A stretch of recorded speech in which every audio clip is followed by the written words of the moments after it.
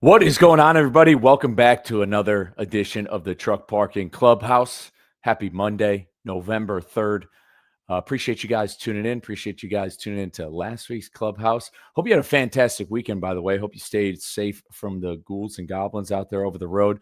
Wherever you're at, wherever you're tuning in from, drop it in the comments to let us know what you did for Halloween. If you got any pictures of your trucks, definitely send them our way. See how you decked them out. I know November 1st, for me, it's when I cued the Michael Bublé Christmas music. Starts early for me. That's when I start decking out the lights in the truck. So hope you're getting ready for, Lord willing, a great holiday season for everybody out there driving over the road. If you haven't yet, definitely check your inbox. 37 minutes ago, Taillights issue 42 dropped right in your inbox. Might need to check the spam. Never know. But go in there. We cover some stuff, great stuff, crazy stuff that happened over the weekend, including a press conference from the DOT secretary. Also, the 2025 American Transportation Research Institute survey for the top industry issues have just dropped, and we kind of go into it right there in the newsletter. And it's split between the overall top 10 in the industry, and then also between what motor carriers believe is top 10 and drivers versus top 10. And if you hang out at the Clubhouse often every Monday, we always close out by asking our partners what they believe is the number one issue, and their number one issues. Definitely, there's some truth to be told in the A-Tree survey, as some of the number one topics for drivers also happens to be shared by the partners on there. So check it out. We've also got weekly discount codes, partner codes. We got a survey in there. We'd love for trucker members to fill out for us, in which you also get some discounted free parking for filling out that survey. But without any further delay, let's jump right into the Clubhouse with our boy, the Ramblin' Nomad. What's going on, brother? It's going, man. I'm just here in Essex, California, just chilling. Just picked up a load in Los Angeles, heading to Jackson, Tennessee, and then up to Anoka, Minnesota. Jackson, Tennessee. Let's go. When you get to Jackson, Tennessee, and you probably know this, but one of my top favorite spots, and something that if anybody didn't know, you can actually order ahead of time on the CB radio, is that Exit 87 barbecue right across from the Loves. Oh, I didn't know that. Dang, I will have to write that down. That sounds good. Keep it on your radar. They've got a fantastic sauce. They got ribs to die for. I'd go as far to say they've got some fire ribs. So big shout out to the Exit 87 barbecue. So definitely scope it out when you're out there. So yeah, it's like a little trailer right across the street from the Loves. Nice. Okay, actually, I think I might have seen that. Yeah, cool. For sure. So speaking of trucking, you're taking a load, a nice long haul. What got you, the Ramblin' Nomad, into trucking? It kind of popped in my head a couple times over the years, but I had this this idea of it. Basically, you would be selling your soul and working nonstop, which is kind of true still, but I didn't know if I had it in me to do it. Before I did trucking, I was in behavioral health care for 10 years. I worked in homeless shelters and mental health facilities. The job I had before I became a trucker, I worked in a psych ward in Albuquerque, New Mexico, and I enjoyed it. And I was considering becoming a psychiatric nurse, but I really wanted to be outdoors. I wanted to travel. It's always, I mean, my dad's a big traveler. It's kind of in our family history, and I wanted to make good pay. And there was like a 2-year wait to get into nursing school. So I actually got a skateboarding injury and I had to resign from that job. And I took a couple of months and was driving for Uber. And that's the other thing that I realized over the years, is that I can do road trips. I can easily drive 16 to 20 hours, no problem. And I loved it, just listening to music and podcasts and stuff. So it just kind of clicked after doing Uber that, hey, what is the next career path to try out? And so that's how I initially got into it. Man, that's an insane story. But I think you're one of the first people I've talked to who worked in behavioral health and then made the jump into the trucking industry. It's interesting. Number one, good thing to note for anybody out there. Again, something like an injury, skateboarding injury. Injuries happen to, people, in and outside, whether they're a driver or not. They're seen as bad, but great use of using it, turning a negative into a positive. And I think that that's a great mindset with just this industry issues, life issues, to take those moments that take you back, because it's something that's putting you down there. An injury puts you down. It forces you to reset, reevaluate. You're forced to slow down. At that point, I think we can get caught speeding Mhm. up, going hitting the hammer a lot, and we end up not taking a chance to slow down and kind of smell the roses and figure things out. So way to take that opportunity. But man, what a jump you're going. But I love the graduated licensing. You're like, I'm doing Uber. You're like, how do I level up? How do I level up in this vehicle? Yeah. Yeah, because Uber unfortunately doesn't pay that great, especially I was just running food because, well, actually, I could have delivered people, but it was funny that the Prius I had at the time, I actually hit an elk going 80 miles per hour. So it had this huge dent, which is why I couldn't, deliver people or whatever. But then the battery on it went dead, so I was pretty much broke, and so I got into trucking. I was at Prime for 5.5 years, and they paid for my bus ticket, and I took a Greyhound all the way to Springfield, Missouri, to go to CDL school. So yeah, it was fun. I got the traveling that I wanted to do, but I don't have any desire to go on a Greyhound ever again. Hopefully. Yeah, I've taken one Greyhound bus ride from there. Yeah, definitely interesting characters you'll meet at bus stations, and anytime you have to take a Greyhound. So that's where you got. So you got your start up with Prime. You did 5.5 years with them. Where'd you go after Prime? Just I'm with. Well, actually, for 2 weeks, I worked for a company that my buddy wanted me to team with him, and I gave it a chance. My buddy's kind of a little out there, and I guess, anyways, he wasn't working for the best company. It was I don't even know where they were based, but it was not in America, and I didn't get paid. So I quit after 2 weeks. But now I've been at Central Oregon for it'll be a year in February. That's So, and awesome. this company is great. So I highly recommend this company if anybody is interested in flatbed and just good people. Duly noted. So that's wise words out there, because in the newsletter we've extensively been talking about, especially this summer, about bad carriers, shady carriers, people operating outside of the law, hacked ELDs, and if something ever seems too good to be true, Hmm. sometimes it's because it is. Yep, that was the lots of promises. No delivering on it.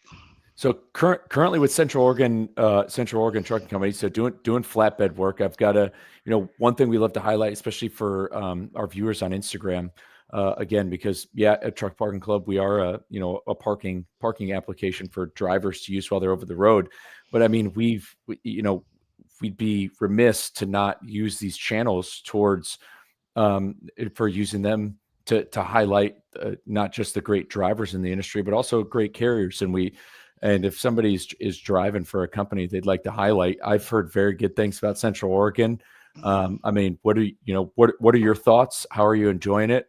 Are they hiring? Would you recommend, if any drivers are watching, they should maybe give them a call? Yeah, I believe they're still hiring. I believe they hire out of 48 states. I live in Florida, so I think if they hire me from Florida, they'll probably hire anywhere. And they start out at 60 cents, I think, and after a year, you go to 62. And I think it's if you get any miles over 2,500, they add a cent. And anyways, it keeps going up. And I get steady miles. I get between 25 to 3,000 or more a week. I mean, it's been slow because of the freight market, but honestly, I'm not complaining because I'm trying to do this other business thing I'm sure we'll touch on, but yeah, it's solid. And the other thing too is that when the truck's in the shop, they pay for you. You get a base minimum amount per week, and they also, I mean, I got special treatment. If you have to go home and your truck breaks down, they will fly you home, or what they did with me is I had to bring some stuff from my truck to Florida, and I was broke down in Ohio, and they got me a rental car, and I showed up, and it turned out to be a Miata convertible. So I got to drive that down. They'll put you up in a hotel. I mean, it's not like a ritzy hotel or anything, but there's just a lot. They take care of their employees, and the guys, they're very they're by the books, but they're not they're respectful, and they expect you to. to be mature and to take care of what you need to. But other than that, they'll joke around and they're pretty laid back. So hopefully, I don't know if, I don't want to go too much.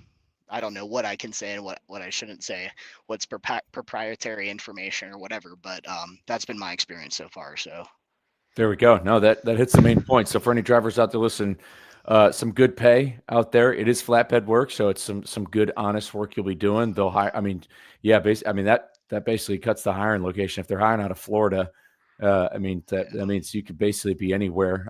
Might have to depend, but worth the call and worth the conversation. So if you guys are looking for your next driving job, give Central Oregon a shout and feel free to reach out to the Ramblin' Nomad before you get rolling. I know you mentioned kind of a softer freight market, but things have been rolling good. You're able to get some miles.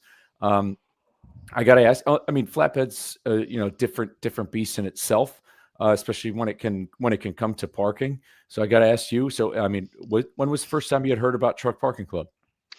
I've actually been parking with Truck Parking Club for, I don't even know, at least 3 years. When did they start? How long have they been around? Today actually is a fun fact, and I should have mentioned as the clubhouse happened, but today's technically Truck Parking Club's birthday, Cool. third birthday. So Okay. big Okay. big shout out. So it's been a little bit. That tracks. Okay. So I maybe, because I remember seeing one or two spots in my hometown in St. Pete, Florida, and I've been because there's hardly any parking in St. Pete. So I've been parking at there's a huge gated lot behind like this Jeep repair shop that I've been parking at for, I would say, almost 3 years when I go home. And yeah, it's been nice. It's such a, because the only other truck stop in town, it's very difficult to maneuver, and there's not necessarily parking reserved. You can't reserve it or anything. So it's just been nice to secure a spot for sure every time I go home. No, that's awesome. So you're an early adopter in it. So going home, yeah, Florida's definitely a tough market, and yeah, I noticed recently you've hung out at a couple of the couple locations. How's it been? How's it been coming in handy for you? Tell us about those last couple of properties you were at. Yeah, it's nice. I mean, honestly, it's helped a lot with stress to know that I have that option pretty much anywhere in the country now. If if I want just peace of mind and a quieter, um, night, or if there's no parking, I don't have to. I don't know. I guess I haven't had a whole lot of problems because flatbed, we do go into inner cities, but we usually like get out of them pretty quick. So I'd say, I don't have it as hard as other drivers probably, but it's also, I've been out here almost 7 years and I've gotten kind of bored. So it's kind of nice checking out new places. And especially if it's easy, it's good peace of mind to just leave the truck and to be able to go into town and know that the truck's secured, and you don't have to worry about it being towed. I've been booted. I I sometimes will try to park at Planet Fitness, but that's honestly part of the reason I started working out inside my truck is because I got booted at one. So that's an alternative if people want to park at Truck Parking Club and then hit the gym. um I guess that's a perk, but yeah. Yeah, it's good to know. There, yeah, definitely. We have a no towing, no booting policy. So that's good to know. Which, by the way, which just so people know, do you remember Mhm. which Planet Fitness you were booted at? Yeah, don't go to Texarkana. Yep. Texarkana, Texas side, or Louisiana Oh, you know what? Dang, which one was it? or Arkansas? Yeah. I think it was Arkansas. Yeah, I think it was. I'll have to double check, but they have one of those just boot companies that they go to pretty much any parking lot in the downtown area. So yeah, but every other Planet Fitness I parked at, I've been fine. So, but yeah, it was $500, so not fun. Yeah, and that's I mean that's kind of the sub part of our mission there too, is to give people the option instead of risking the boot, they can have something reserved ahead of time. So yeah, it's good to help you get out of a bind. That last spot in Metropolis, Illinois, though, Hmm. that was so nearby. There's a truck stop nearby, and it was full. There's a rest area, yep, across the street. It's a pretty rural exit. But it was peaceful. Yeah, it was small, little tight, and there was that mound. I don't know if that's temporary, but Yeah, it was decent. I mean, I think for the night it was $15, so it's, more inexpensive than other spots. And then actually, I did park in another one. I haven't done the review yet, but I parked in Manhattan, Kansas, and it was at a storage unit, and it was awesome. It was peaceful. I got an Uber into town, did what I needed to do, and so, anyways, I'll submit that video. But yeah, it's nice to. I can't wait until I go visit. I got a buddy in New York City, and every single time I go to visit him, I would take that chance parking at is it Lombardi or no? I'm sorry, not Lombardi. Sorry, Vince what? Lombardi, Yeah, Chuck Lombardi. Lister. Yeah. And I've gotten 2 tickets there, so I can't wait to check out some of the truck parking spots in New York City area. Yeah, let's go. Definitely let us know when you're up in the city area. That's some fire content. And quick shout before I get to my next question. Speaking of content, but number one, big shout out to our boy Ralph, who's jumping in on YouTube. He almost shares a birthday with Truck Parking Club. So shout out Ralph. If you guys aren't following Ralph's Trucking on YouTube, Instagram, basically anywhere on social media, definitely go give him a follow. The guy's super informative. Drives for Tyson. He's jumped on the Clubhouse a few times. We'll have him back on soon too, especially as we get loaded towards the holidays. But yeah, speaking of content, you were mentioning Planet Fitnesses. You are a content creator. You pump it out pretty regularly. What made you decide to start making content? I have been artistically minded throughout my life. I've loved movies. Again, it runs in the family. My dad wanted to be a filmmaker, and I actually went to art school in high school. And I mean, I have a preference for making music, but it's kind of hard to do that on the road. And combining that with the desire to get in shape, I did some, hitting the gym, small, bodybuilding type style fitness before I became a trucker. And then I put on weight, kind of got depressed with the isolation and the work hours. And I got sick of it. I mean, I started to have transient high blood pressure from the stress, and I just knew I needed to change stuff.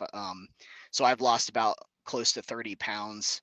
I've been working out, just trying to figure out some sustainable routines on the truck with the equipment that I have.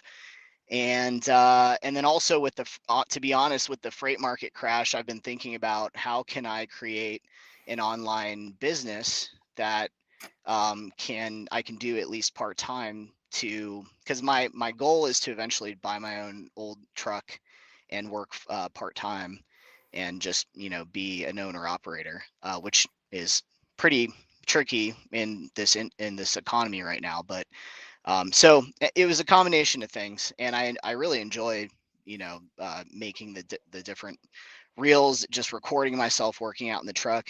And you don't really see a lot of drivers working out. You'll see, maybe for me, I've only seen maybe two each year outside of the truck working out. But I know, actually, I will mention, before I got into the industry, about 9 years ago, I saw a YouTube of this guy, and he was jacked, a driver, and he had a full weight rack that he would set up outside his truck. And he had like Olympic plates and a barbell, and he was doing squats. I'm like, dang, that looks fun. I want to be, like that guy. So, yeah, so I've just been, the last truck I had, the Cascadia, is bigger. I'm in a Kenworth T680 now, but I had the Olympic rings because I would hook them up to the ladder on the top bunk. And anyways, yeah, it's just, it gives you something to do out here to kind of break up the monotony. And it's been night and day, the influence it's had on my physical health and my mental health, just staying active. And I just wanted to inspire people too. Um, so yeah, I'm willing to start coaching guys. But it's really rewarding just to be able to, again, not just post and feel proud about doing something artistic or whatever, but to get that feedback from people, to get them motivated and to see that, hey, you don't have to, because a lot of the times people will say just get to the gym, but I mean, it's hard enough to find parking, and then on top of that, you have to pay for Uber and hope that there's a gym. Like, a lot of times now, Planet Fitness closes, especially out west. They close at like 7 o'clock on the weekends, and during the week 9 or 10. So it's not as convenient as it used to be. So, anyways, yeah, I feel like I'm rambling now. You are the rambling nomad. So Yeah. it goes right into it. But no, it's good. When it comes to making content, like I always think, like not everybody needs to make content. People should always do what they want. But in my conversations with people, people will normally say, I do like in conversation, people will say, I want to make more content, but either I don't know how or I'm nervous. Like people Mhm. generally, genuinely who have social media share it, communicate with people, and do kind of what, and they post, and whether they know it or not, I mean, they'll post pictures of life events, whatever it might be. Maybe it's just a way of documenting things that are going on. But most people I talk to, especially drivers, say that they do want to make it, not realizing. I mean, almost every driver I've talked to in a lot of different ways, young and old, has been, I don't like to use the term influence, but almost has been guided by, especially YouTube, because I'd say Mhm. YouTube's pretty ironclad as it's been around the longest. Like YouTube basically came out, like I was watching Kimbo Slice videos in summer 2006. So it's like people Yeah. been people been on YouTube for quite some time, including so drivers have been on there too. And especially when I got my first truck, like I was watching videos of guys who own their own truck. And so it's like that's where we're going to for information. Like you're not going to find you can get all the information you want on podcasts and from books all you want, but until you're seeing somebody who you kind of until you see somebody who you can relate to doing it, it's very hard to it is hard to learn to have practical application on doing things. You might have heard about this guy who came from small town USA who eventually, became an owner operator and grew a fleet. Like you can read his story, but to see it in a series Mhm. over time and follow up with it is just that much better, which is why more people should be making content, especially when it has to do with lifestyle. We've talked about mental health on the show, on the Clubhouse, a bunch. I have in the newsletter every week, I put a health tip of the week in there, which this week I talk about why, as we have less daylight, you should talk to your doctor about supplementing vitamin D. And I list the benefits of why you don't want to be deficient in it. And those types of things and that type of content needs to be in the algorithm. People think that they are voiceless in this industry, but they're not. It's how we can talk. It's how we communicate in the digital world. So I commend you for making the content, leading by example, and freaking yeah, motivating some other drivers. Even if it's just one driver listens, it's good. It's good stuff. Thanks, man. Yeah.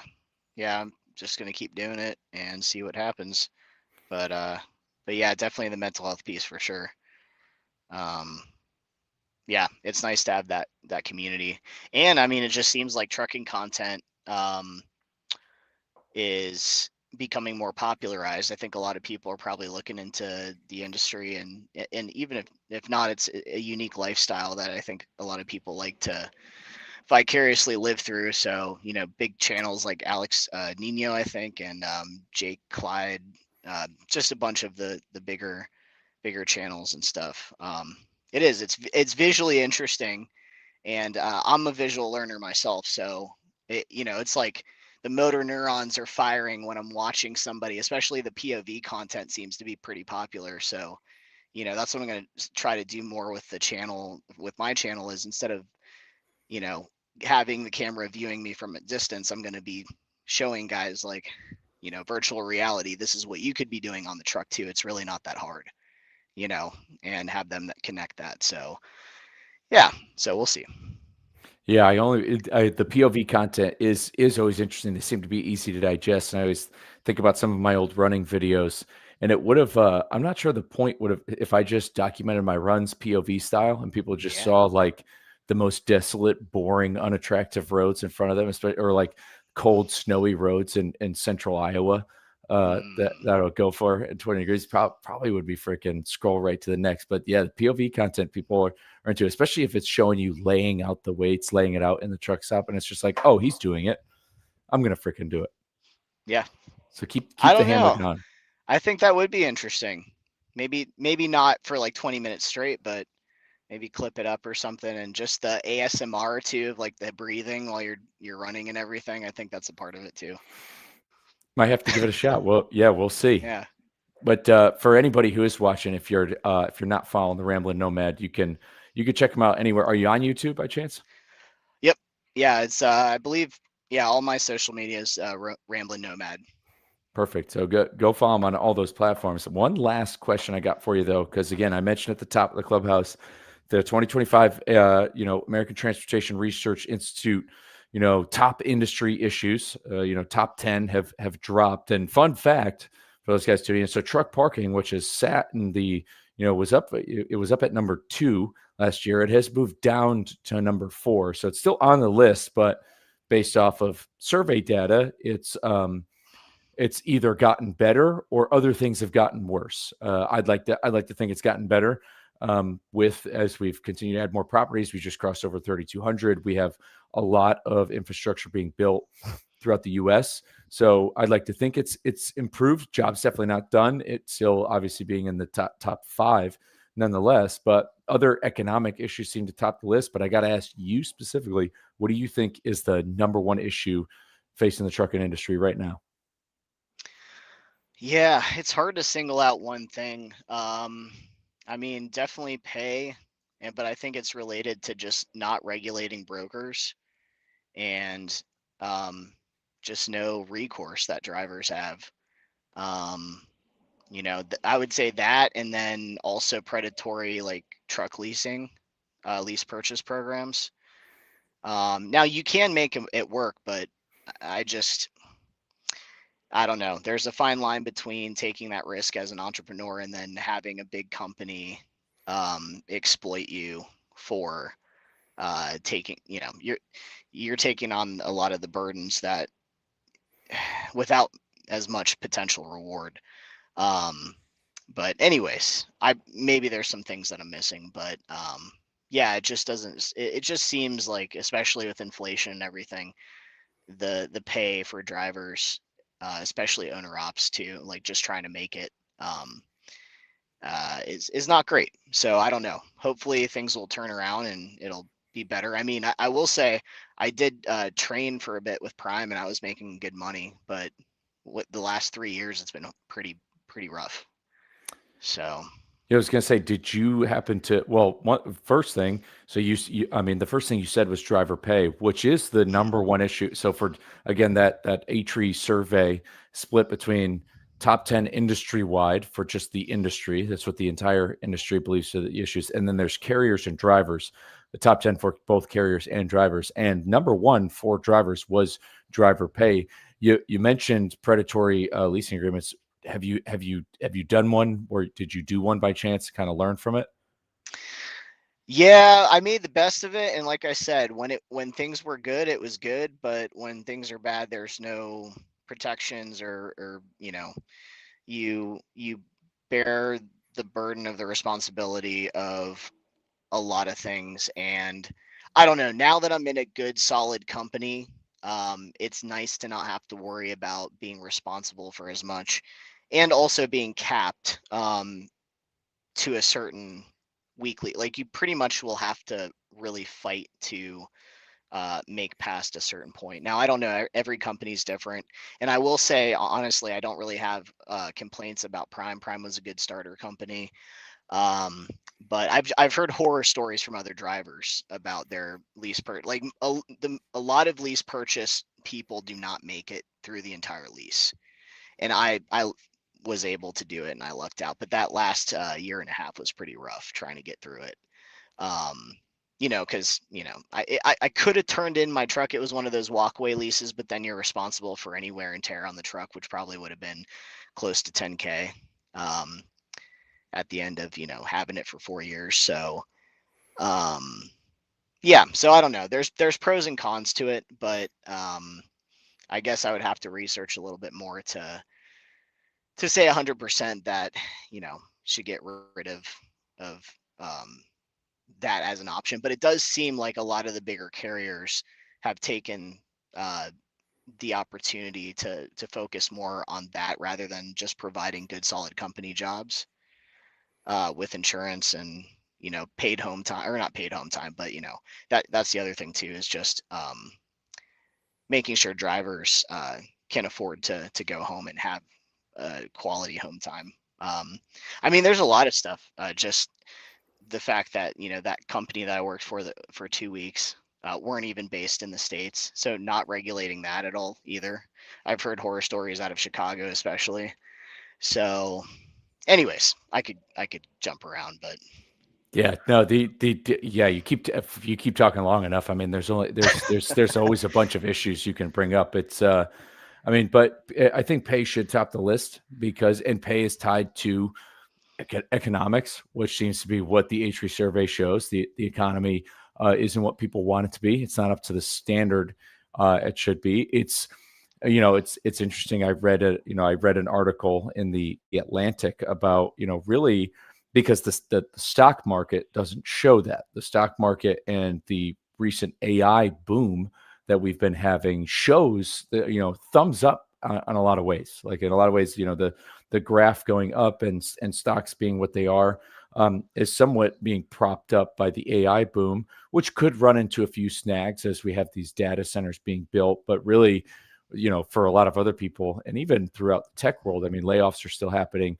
motor carriers are still going bankrupt. So I mean, and yeah, and then tied to that leasing point is because I think overall, again, I don't fully disparage the leasing trucks and stuff. I think it's not a black and white. It's not a binary issue of, and I don't think blanket banning them is because like blanket bans or just like carpet bombing, like kind of regulations on that always ends up with it can always end up a lot worse. But overall, the idea of the lease purchase and what it's done has been a way to keep wages suppressed as it removes the liability of a carrier. I mean, it's they're essentially getting an asset paid for. They're getting an asset paid for by somebody else's business, but more so their labor, and it doesn't favor the driver. And overall, and this is just my own personal beliefs and opinions, is that things need to overall in the industry, things need to favor who runs the industry, which is the driver overall. But no, that's good on your top industry issues. Before we roll this one out, once again, quick last pitch. Where can the people find you? You've got a free template guide. I know I've seen you post about it. You got a free workout guide or something. Let the people know one last time where they can find you and where they can get some of your free templates. sure. You can find me on YouTube, Instagram, and TikTok at Ramblin' Nomad on all of those. And then I started a school group, SKOOL. It's free. And I'm just trying to bring drivers together and get a culture and community going, sharing workouts, different, nutritional, better health, better food choices. And I do have a free small ebook that I put together of the workouts and what I used to lose most of the 30 pounds that I did. And that is also available if you go to the school. But you can also just, if you go to any of the pages, comment 10-4 on any of the, or DM me anywhere. Or you can email me at the ramblinnomad@gmail, and I'll get back to you. So, Perfect. yeah. And That's awesome, man. well, and if anybody's interested, I did also put together some DIY programs where I have instructional videos of the dumbbell workouts, band workouts, and body weight workouts that you can do inside the cab. So if you're interested in that as well. And then, like I said, I'm putting together a one-to-one custom coaching program for those that are more motivated or serious to start doing some. I think before we got on this, I was talking about the reverse dieting. So I utilize high carbs, and I lost 6 pounds in the last 2 months while increasing my calories by 800. So, anyways, if you guys are interested in that, I can chat with you about that. There you go, right there. If you couldn't tell, if you've been tuning in since the beginning, the Rambling Nomad's an individual who is aiming to leave the industry better than they found it. Coming in here, I mean, already working a job trying to make the world a better place, coming from behavioral health. Uh, Rambling Nomad, you jump into this industry, you come in, you dig your heels in, you're going you're going one step further in a lot of the content you make. So for anybody out there who's watching in live, number one, appreciate you tuning in, but the overall goal here is to leave the industry better than he found it. So highly recommend you go follow him on social media wherever he's at. And we work with guys like the Ramblin' Nomad because they want to leave the industry better than they found it, because that's exactly what we do at Truck Parking Club. We help truckers save time, fuel, and thus money by being able to instantly reserve truck parking all across the United States. We just crossed over 3,200 properties nationwide. And so if you need parking tonight, tomorrow, anytime this week, you want to reserve it ahead of time, you want to make sure you got a spot to where you can get a workout in or get some steps in, we've got that code right at the bottom of the screen. You can use that code NOMAD20, all lowercase, to get $20 off your next booking. But with that, guys, that'll do it for this week's Clubhouse. We'll be back next week, 7:30 p.m. Central Time. Take care and hammer down.